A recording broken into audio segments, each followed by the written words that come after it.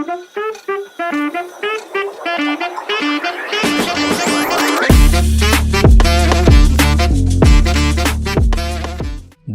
মানেই উৎসবের সময়, আর আমাদের জন্য এই সময়টা মানে নতুন অ্যাডভেঞ্চারের খোঁজ। অক্টোবর মাসের শুরুতে আবহাওয়া হয় মনোরম, হালকা ঠান্ডা আর মেঘলা আকাশ। এই বছর আমরা বেরিয়ে পড়েছিলাম পশ্চিমবঙ্গের এক অনন্য সুন্দর স্থান গনগনি ক্যানিয়নের দিকে। আমরা ছিলাম 6 জন, 3টি বাইকে যাত্রা শুরু করেছিলাম মেদিনীপুর থেকে।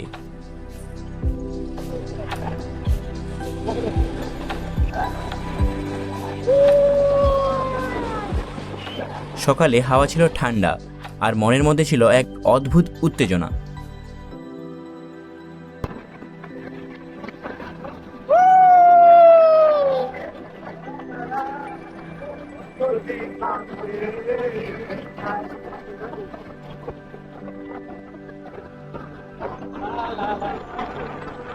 মেদিনীপুর শহর ছেড়ে আমরা এগোতে থাকলাম, আর আমাদের পথ ছিল সবুজে ঘেরা শালবনি দিয়ে। শালবনির রাস্তার দুপাশে শালের গাছ দিয়ে ছাওয়া, যেন সবুজের চাদরে ঢাকা এক শান্ত পথ।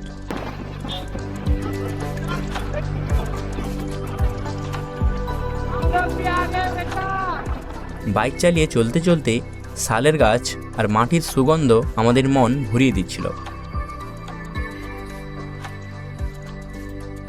রোদ্দুর যখন গাছের পাতার ফাঁক দিয়ে মাটিতে পড়ছিল, সেই আলো ছায়ার খেলায় মনে হচ্ছিল আমরা যেন কোনো গল্পের জঙ্গলে যাত্রা করছি। এমন সময় আমরা এক সাইনবোর্ডের সামনে পড়লাম, যেখানে লেখা ছিল এলিফ্যান্ট ক্রসিং। চলে সবাই কোথায়? সবাই কোথায়?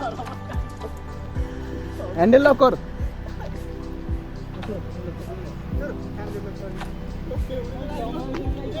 হাতি এসে গাড়ি নিয়ে চলে যেতে পারে। এটা হাতি পারাপারের রাস্তা, লেখা আছে এখানে শালবন।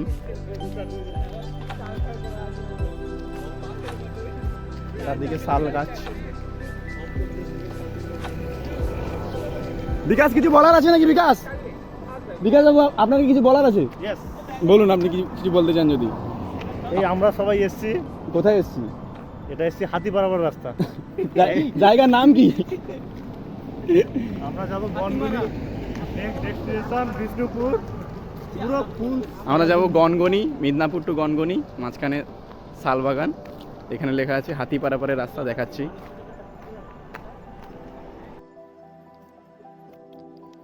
সরকার থেকে দেওয়া আছে, সতর্কতা অবলম্বন করুন, হাতি পারাপারের রাস্তা, মানুষ ও হাতি সুস্থ থাকুক। প্রচারে আমলাগোড়া বনাঞ্চল রূপনারায়ণ বন বিভাগ। শালবনির এই গভীরতায় হাতিরা প্রায় চলাফেরা করে, আর এই এলাকা তাদের নিরাপদ পারাপারের জন্য চিহ্নিত করা হয়েছে। এই সাইনবোর্ড দেখে আমরা আরও সচেতন হয়েছিলাম। চারদিকে যেদিকেই দেখানো যায় শাল গাছ।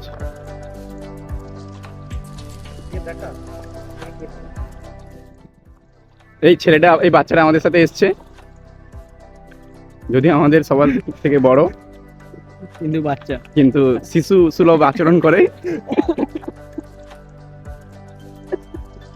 কিন্তু সবার মনে ইচ্ছে ছিল কিছু সময় জঙ্গলের মধ্যে স্পেন্ড করার, তাই একটু জঙ্গলে ঢুকে টাইম স্পেন্ড করার সিদ্ধান্ত নিলাম আমরা সবাই।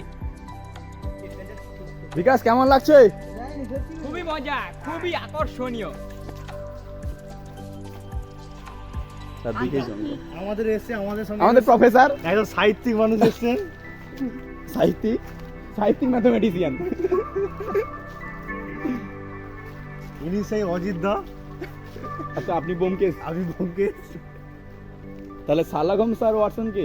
এই শার্লক হোমস, এই যে আমি শার্লক হোমস আর ওয়াটসন। এই যে কথা বলছে, দুজন ওয়াটসন।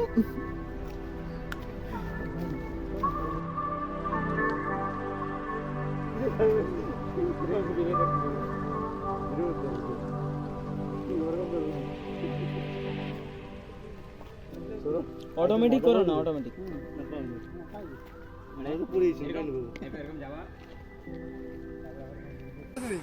হ্যালো গাইস, আমরা আছি শালবন, চারিদিকে শুধু শালবাগান।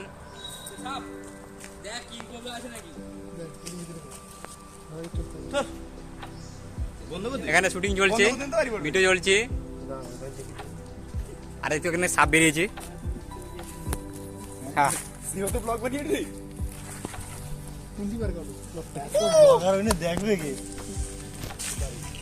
চারিদিকে শুধু শাল গাছ আর শাল গাছ।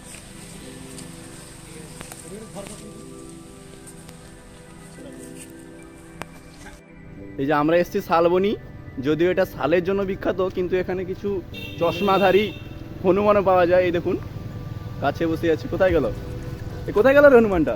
এই তো উপরে চশমাধারী হনুমান। এই যে বুট পরে উঠেছে, জগার প্যান্ট পরে, চশমা পরে। পুরা গোলক ধান্দায় ফেসে গেছি একেবারে। বেরোবো কোন দিক দিয়ে? ভিডিও হচ্ছে, চলছে ভিডিও। ট্যাঙ্গে রে ট্যাঙ্গে ট্যাঙ্গে।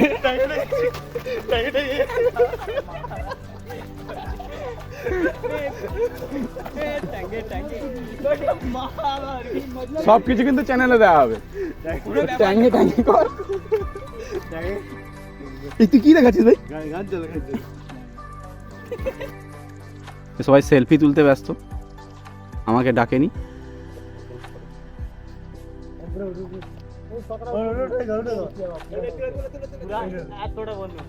আমাদের সাথে একজন হনুমান এসছে। কে আছে বকার জন্য এখানে? এখানে আমাদের একটা সাদাপুর বাঁদর দেখতে পেয়েছি। চশমা পরা বানর।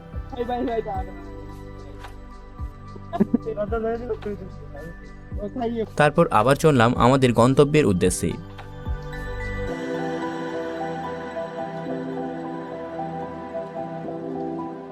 কিছুক্ষণ পরেই দৃশ্য বদলাতে শুরু করলো। রাস্তায় যেতে যেতে দেখলাম দুই ধারে রয়েছে অসংখ্য কাজু বাদামের গাছ।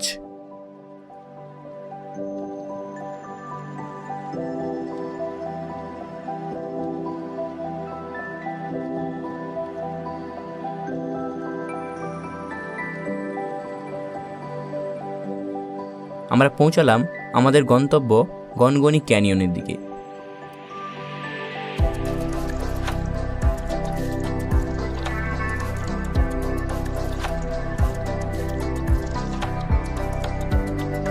গনগনি ক্যানিয়ন, যাকে বাংলার গ্র্যান্ড ক্যানিয়নও বলা হয়।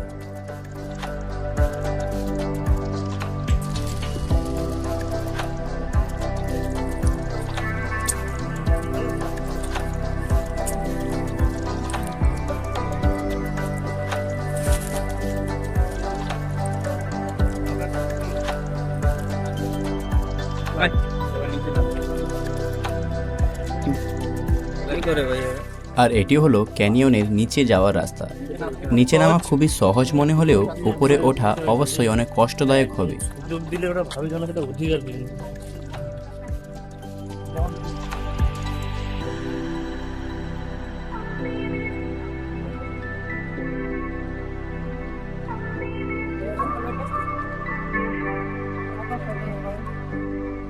শিলাবতী নদীর প্রবাহে তৈরি হওয়া এই প্রাকৃতিক সৌন্দর্য চমকে দেওয়ার মতন।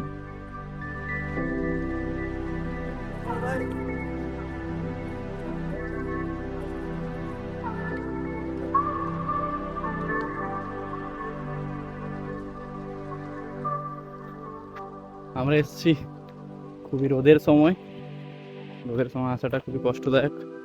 টেম্পারেচার অনেক হাই থাকে।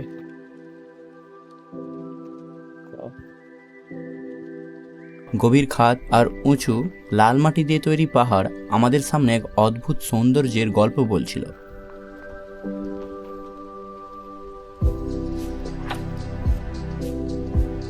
গনগনি ক্যানিয়নের কিনারে দাঁড়িয়ে মনে হচ্ছিল যেন সময়ের ইতিহাসের দিকে তাকিয়ে আছি।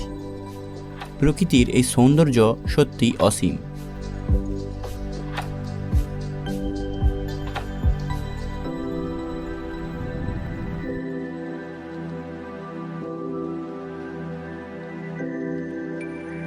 বিস্তৃত ভূমি, বাতাসের শব্দ আর নিচে নদীর নীরব বয়ে চলা সবকিছু মিলিয়ে এক অসাধারণ অভিজ্ঞতা।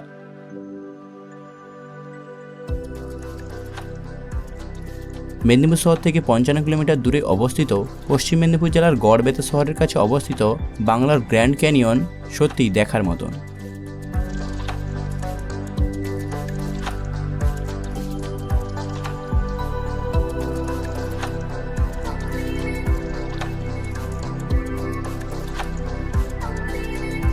এটি শিলাবতী নদীর চারপাশে প্রাকৃতিক পাহাড় নিয়ে গঠিত, যা স্থানীয়ভাবে শিলাই নদী নামে পরিচিত। কথিত আছে পঞ্চপাণ্ডব তাদের নির্বাসনের সময় এই স্থানে এসেছিলেন এবং বকাসুর প্রতিদিন পাশের গ্রামের একজন করে নিয়ে এসে খেত।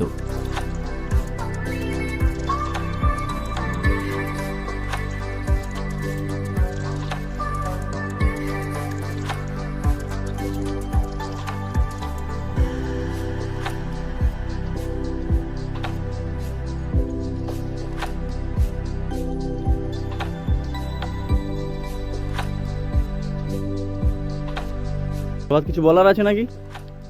কিছু বলে নেই, প্রচুর গরম, একটু ঘাম মুছতেই হচ্ছে। এদিকে যাওয়ার রাস্তা আছে, যাই। এখানে কি কি রে, কি রে, ভৌতিক কি ব্যাপার? ভয় দেখাচ্ছিস শালা। গলি হরর কি করে তৈরি হয়েছে ভাই প্রকৃতির খেলা।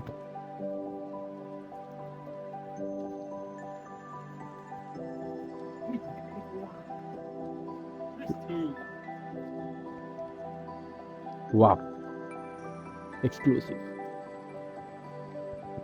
সেই দিকের চেয়ে এই দিকটা অনেক ভালো।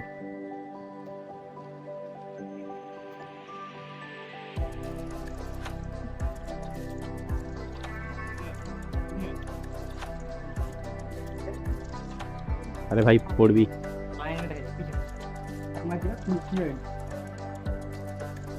Let's jump.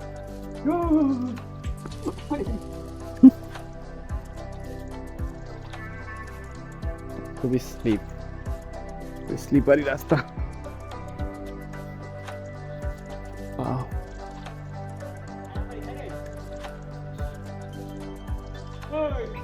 हाँ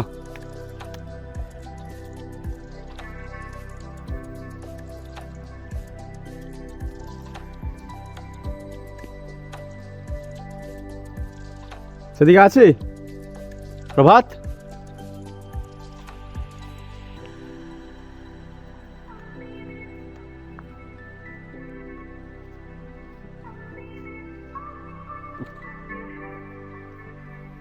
কি আছে এদিকে? টান।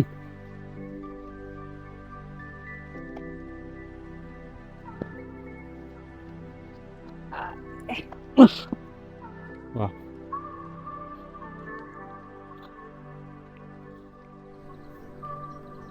কি এখান থেকে ভিউটা অসাধারণ কিন্তু ভয়ঙ্কর।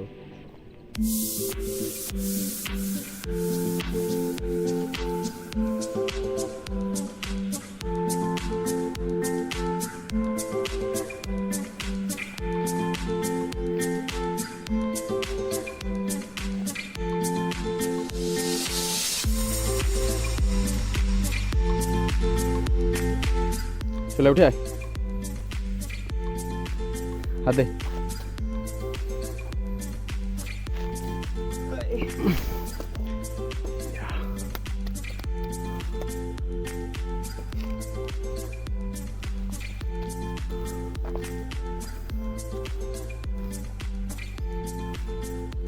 এখান থেকে আরো সুন্দর লাগছে সবকিছু, অনেকটাই গভীর। এখান থেকে প্রায় 30 ফুট 40 ফুট নিচে।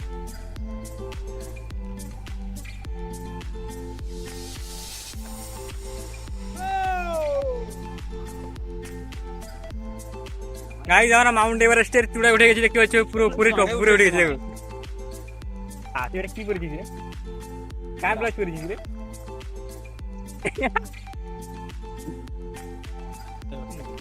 আমাদের স্নানের পরিকল্পনা চলছে শিলাবতী নদীতে, কিন্তু দুঃখের বিষয় নদীতে জল নেই।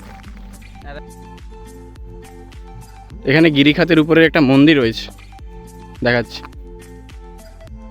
এই জল ভরেছিস? এই যে বোতল তো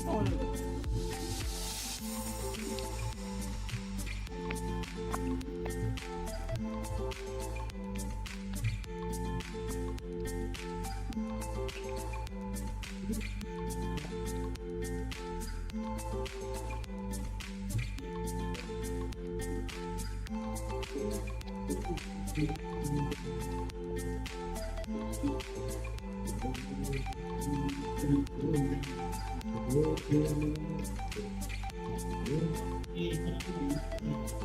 মন্দির, কি মন্দির যদিও জানি না, সামনে গিয়ে দেখতে হবে।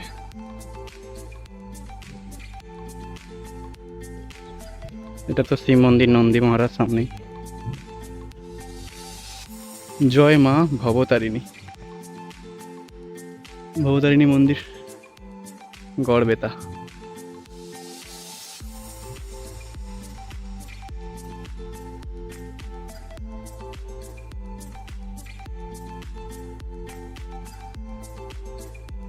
পাশেই জলের ব্যবস্থা ছিল।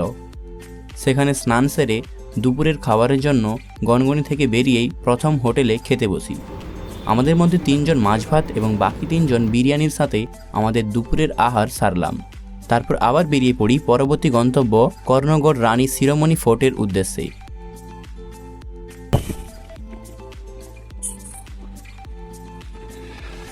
যাওয়া যাবে, অনেকটা যাওয়া যাবে।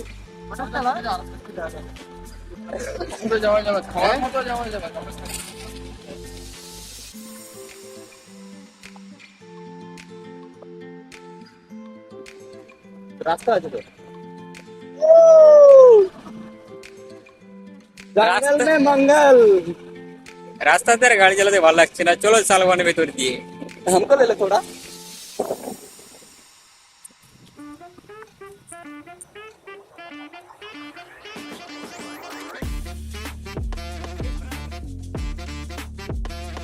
কোথায় যাবো?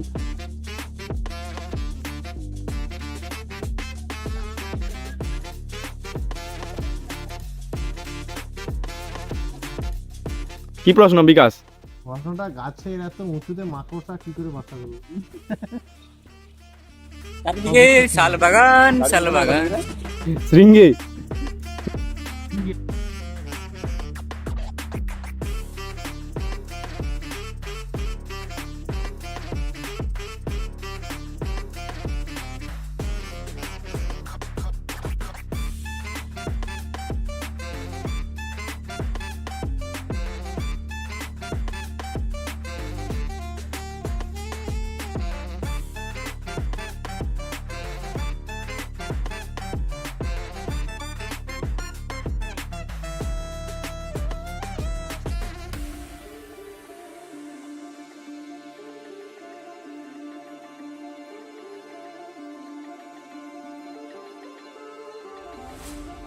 মেদিনীপুরের দিকে ফিরে আসা রাস্তায় গদাপিয়াশাল থেকে মাত্র 5 কিলোমিটার দূরে অবস্থিত।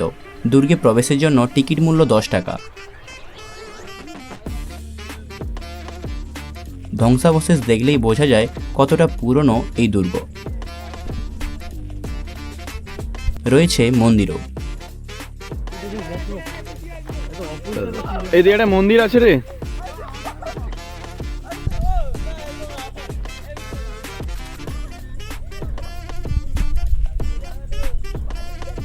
পার্কও রয়েছে কাছেই।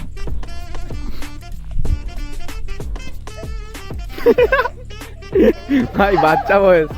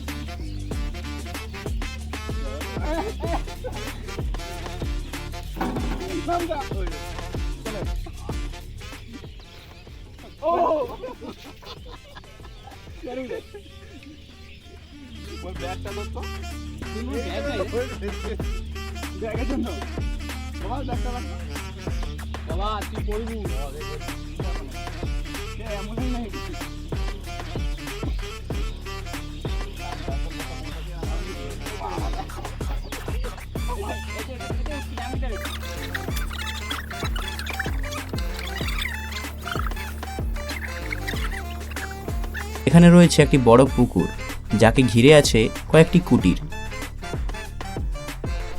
অনেকগুলো কটেজ রয়েছে। প্রিয় মানুষের সাথে নিরিবিলি সময় কাটানোর জন্য এর থেকে ভালো জায়গা আর কোথাও পাবেন না। এসি টেসি লাগানো আছে কোটাজগুলোতে। চলে চলে নেমে। রুমের ভাড়া 1250 টাকা থেকে শুরু হয়। একদম নিরিবিলি রাস্তা, সাইডে পুকুর। এখান থেকে রওনা দিলাম কর্ণগড় মহামায়া মন্দিরের উদ্দেশ্যে, যা দুর্গ থেকে মাত্র 1 কিলোমিটার দূরে অবস্থিত। এই মন্দির প্রাঙ্গণ ঘুরলে মন জুড়ে যাবে।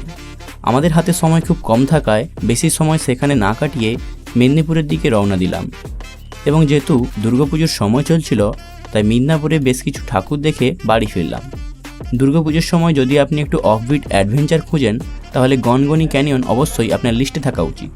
আমাদের জন্য এই যাত্রা শুধু একটি ভ্রমণ ছিল না, বরং প্রকৃতি, বন্ধুত্ব আর এক নতুন অভিজ্ঞতার আনন্দে ভরা একটি অনন্য সফর ছিল।